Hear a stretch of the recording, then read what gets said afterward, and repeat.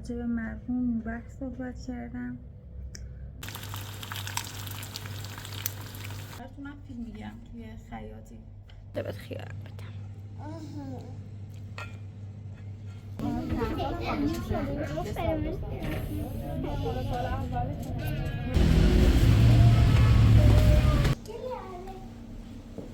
جیباش خوشگله، پیون خوشگلی. جیبش نداره، گل نداره؟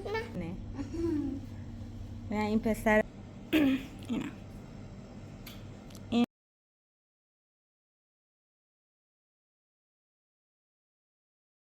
سلام به دوستای خوبم از سرتاسر جهان. ممنونم که توی این چند روز با قلب مهربونتون کنارم بودید، خصوصا این روزهایی که اصلاً برای من آسون نیست. در ویدیو قبلی درباره موضوع صحبت کردم.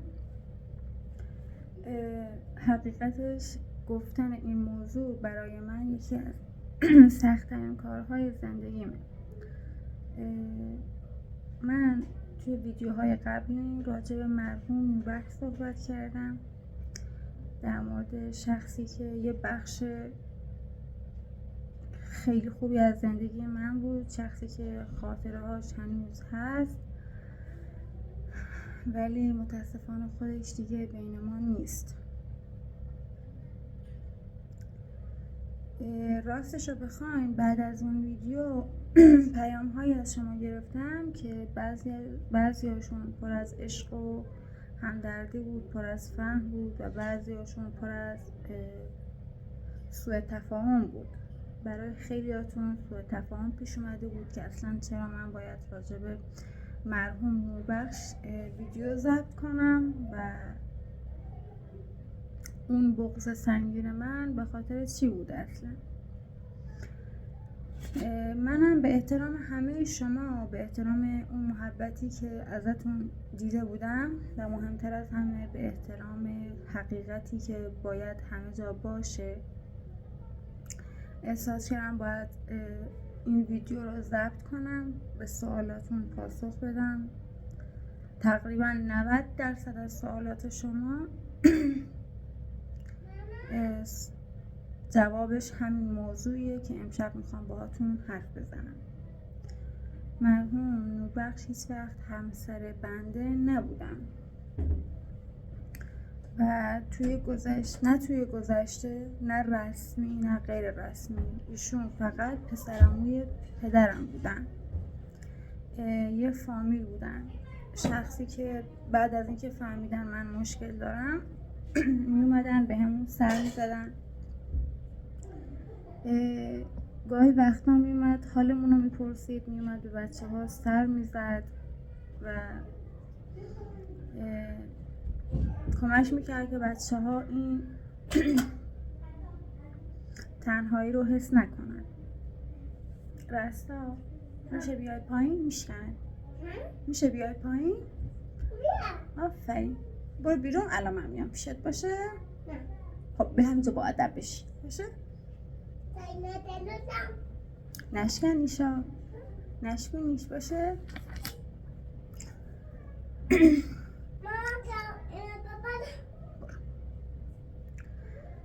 و همین که با بچه ها یار بود، با بچه ها رفیق بود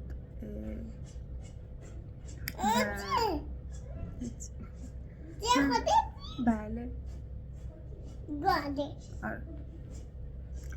همین حضور گرمش توی زندگیم، همین توجه هایی که داشت باعث شد برای خیلی از شماها این سوال پیش بیاد که رابطه ما چی بوده. من بهتون حق میدم واقعا که حالا مخصوصا به خاطر فیلم چند روز پیش من این سوال براتون پیش اومده باشه. من توی مراسم مرحوم نوبخش بودم. آره. من توی مراسم مرحوم نوبخش حضور داشتم ولی واقعا دلم نمیخواست از مراسم ایشون توی کانالم هیچ فیلمی باشه. نمیخواستم وقتی میرم میبینم از مراسم خاکسپاریشون توی کانالم هیچ ویدیویی باشه. شاید به خاطر ترس خودم بود، شاید به خاطر بغضی بود که وقتی میدیدم میکردم، نمیخواستم که قلبم مجدد یاد اون روز بیفته. آره، نمیخواستم که اون روز من چی عزیزم؟ نه نمیشه.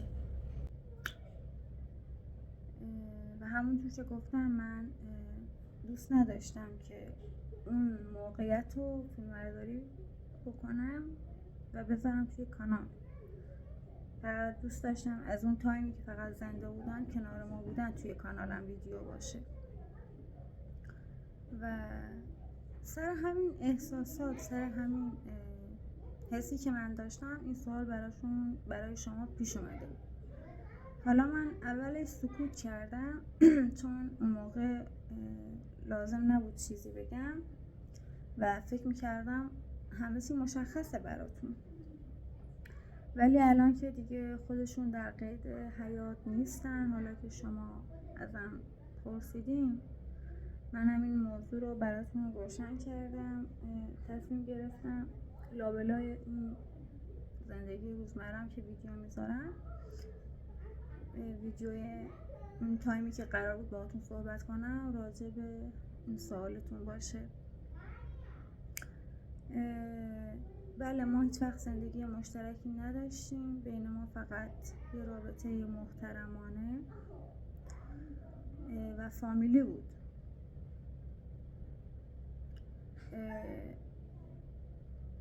ایشون همونطور که مثل همه فامیلا می اومد سر میزد به ما، خیلی محترمانه و خیلی دلسوزانه با من و بچه ها رفتار میکرد. مرحوم نوربخش تنها کسی بودن که توی یه تایمی از زندگی من اینجا نبودم، توی شهر اصفهان نبودم، حالا توی چهارمحال بختیاری بودم. 1 سال من اونجا بودم و تنها کسی که به من و بچه هم سر میزد و حال ما رو، من و خانوادم رو میپرسید، فقط ایشون بودن. و خیلی متاسفم و خیلی من ناراحتم که چرا تا وقتی که زنده نبود قدرشو نمیدونستم. این حرف رو بهش نزدم که من قدر اون تایمی که ما رو تنها نذاشتن میدونم و برام خیلی ارزشمنده. ولی خب دیگه الان دیر شده. الان تنها کاری که حس کردم وظیفه منه اینه که با شما صحبت کنم راجبش.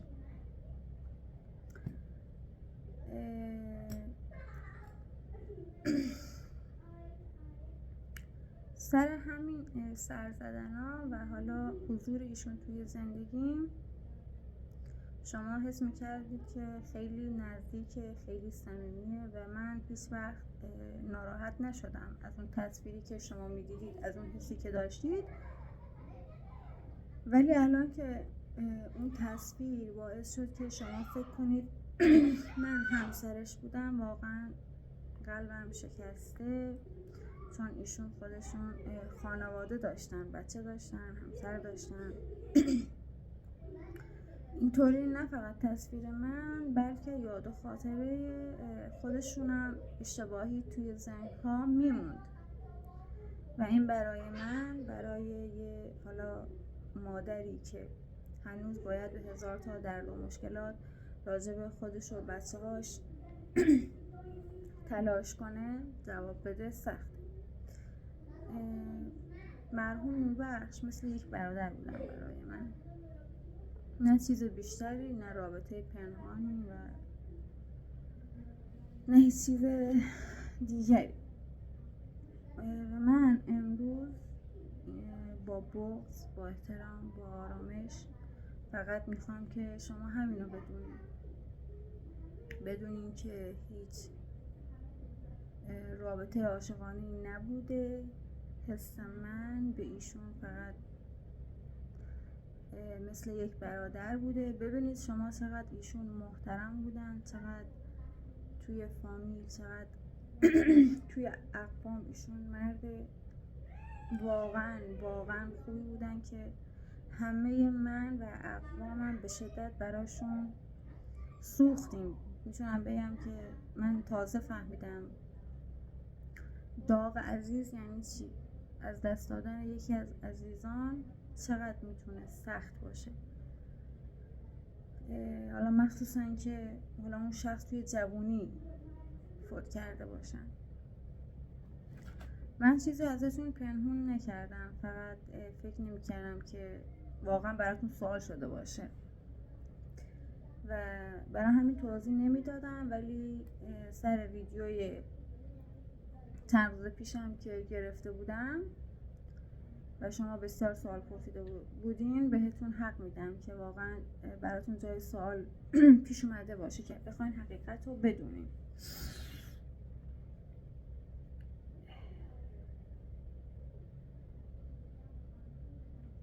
و حق مرحوم نوربخش هم هست که باید توی یاد شما به عنوان جایگاهی که داشت یاد بشه. نه یه چیز اشتباه، نباید، به نظر من باید بدون حاشیه باشه، همونجوری که واقعا زندگی میکرد بدون حرفایی که هیچ وقت واقعیت نداشتن. اگر من عشقی توی زندگیم تجربه کردم، فقط عشقی بود که به بچه هم داشتم. اگر شخصی تا به الان توی زندگی من نقش بسیار پررنگی داشتن، اونجوری که من بخوام قلبمو براش بذارم، اونم بچه همه، 3 تا بچه همه. و اگه گاهی یه مردی بخواد به یه خانومی کمک کنه، همیشه دلیلش عشق نمیتونه باشه. به نظر من دلیلش انسانیت هست، دلیلش احترام هست، دقیقا همون حسی که بین من و پسر عموی عزیزم بود.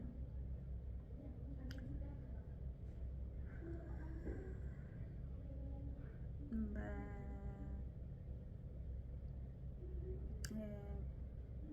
از شما میخوام با همون محبتی که همیشه داشتیم اینو درک کنیم، نه برای من، برای مردی که دیگه بین ما نیست، برای کودکانی که چشمهاشون همیشه دنبال آرامشه و من همیشه سعی کردم که، یعنی تا جایی که واقعا تونستم، به جانم راحته که همیشه سعی کردم که بچه هم آرامش داشته باشن. حالا درسته بعضی موقع ها خوب عمل نکردم، ولی من سعی خودم رو کردم و تصمیم دارم که از این به بعدم تلاشم رو بیشتر کنم برای آرامش بچه ها. و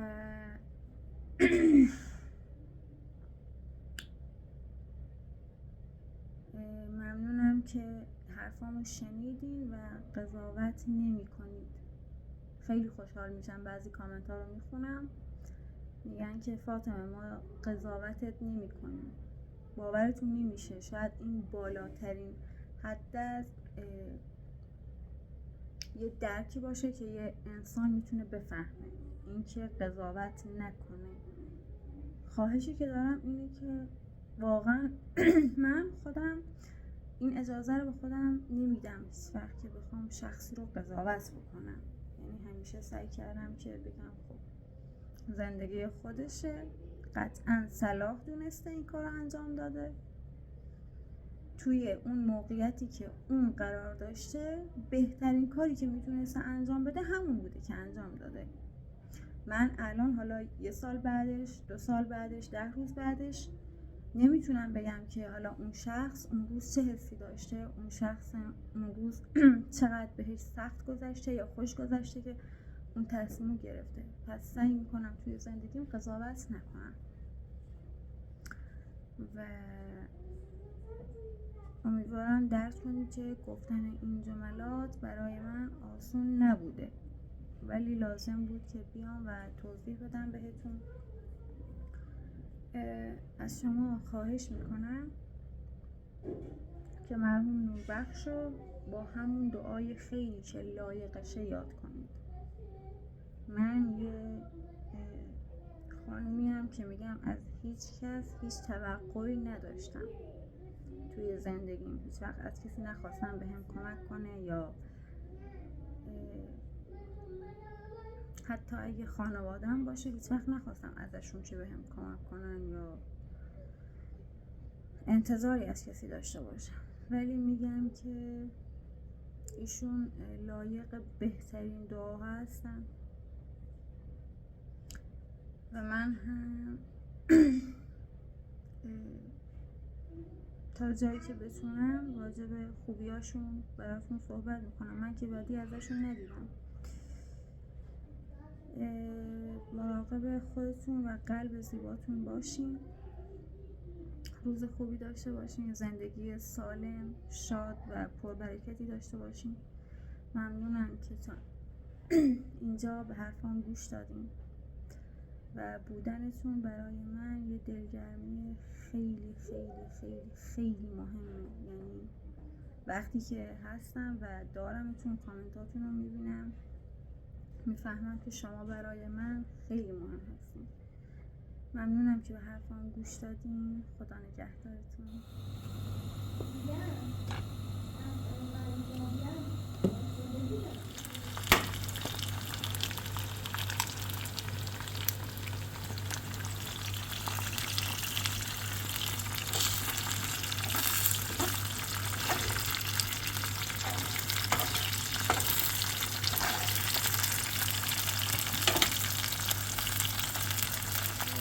بگیرم تخمو از دستم افتاد و شکست. حالا مجبورم که کلا بشورم این جتو.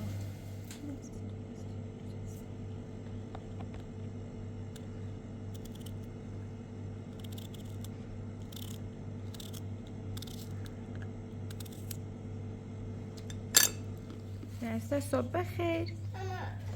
صبح بخیر. خاله جون عرق کردی؟ داره صبونه بدم.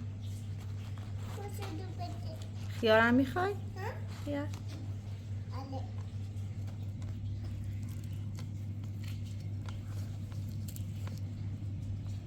اینو بجید تا بهت خیارم بدم.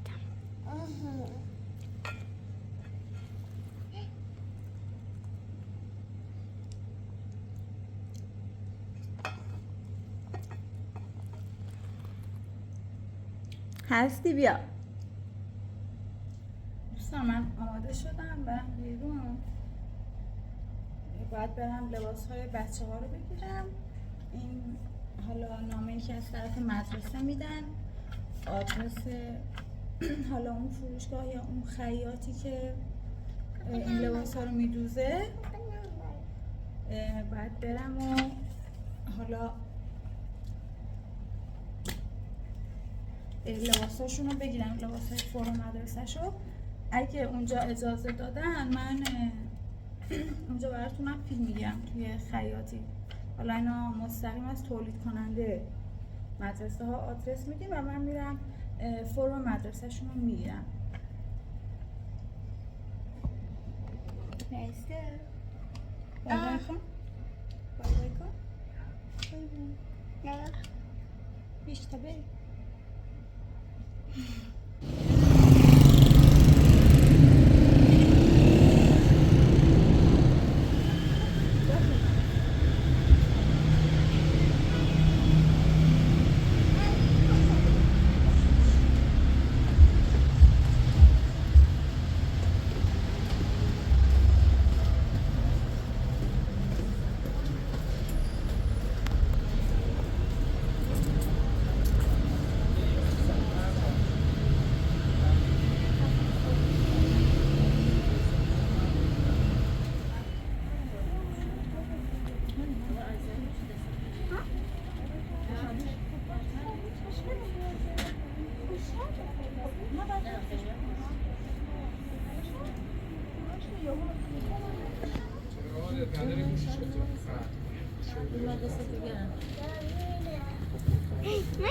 باش.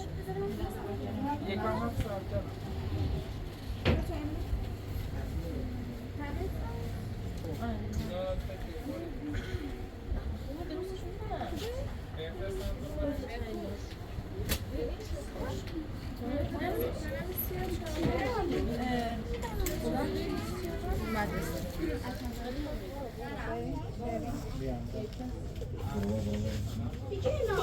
نزن بالا. شما بین این طرف.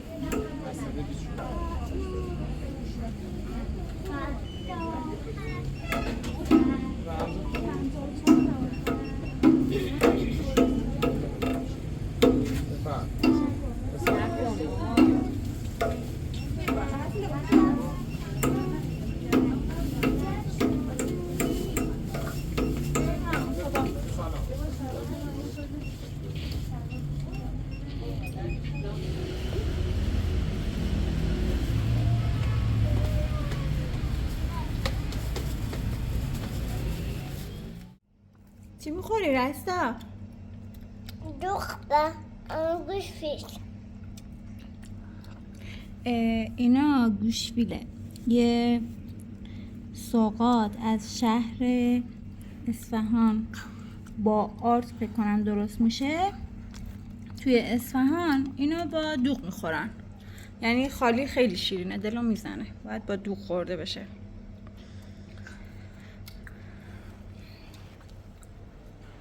من بیرون که رفته بودم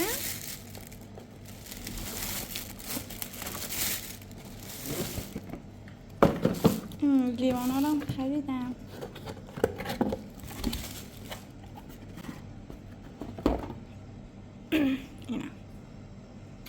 اینا به قیمت ایران 6 تاش میشه 170 تومن، فکر کنم یه چیزی حدود $2. 6 تا از اینا من 12 تاشو خریدم چون تو خونه لیوان نداشتیم.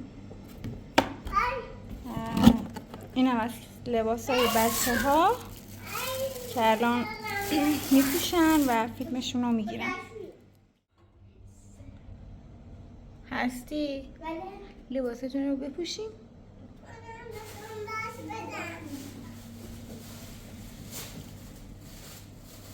میگم بیا همینجا مانتو رو بپوش ببینم.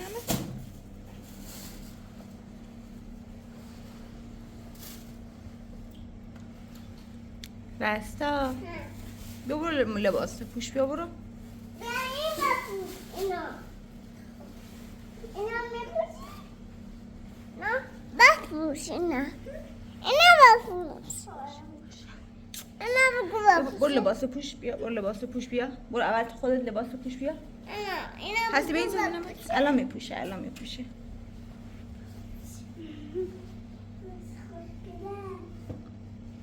آره خیلی خوشگله.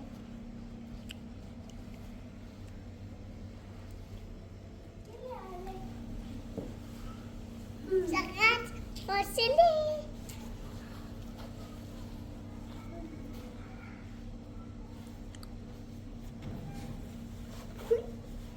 بیا ببینم جیباشو، بیا چقدر جیباش خوشگله. پشت سرتو ببینم چه پاپیون خوشگلی. پشت سرش پاپیونه؟ آره خیلی پشت سرش خوشگل تره.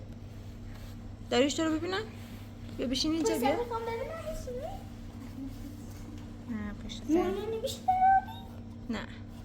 راسته خانه تو پاشو ببینمت. پاشو چه خوشگله. بیا اینجا. برید کنار راسته خانه میخواد بیاد. برید کنار اینجا. سلام. اینا نکنه. نداره؟ نه. چی اینجا نداره؟ گل داره. نگاه کن. جلوتو کن. آه. چقدر گلاش خوشگله. اینم گل نه. اینم بوس نداری گل. خیلی خوشگله. مبارکتون. بیاین بشینین، بیاین بشین. نکن که برام خرید. دست در. اونت ایشالله. بشینین ایشالله که خوب درستون رو بخونین. خب به یه جای خیلی خوب برسین، یه آدمای موفقی بشین. من همین الانم بهتون افتخار میکنم، ولی میخوام انقدر موفق بشین من هر جا برم بگم اینا بچه های منه، بگم این پسر منه، این آقای دکتر پسر منه، این خانم دکتر اسمش هستیه، من مامانشم. باشه؟ خب حالا برین لباساتون رو عوض کنین، لباس خواب بپوشین، بریم بخوابین.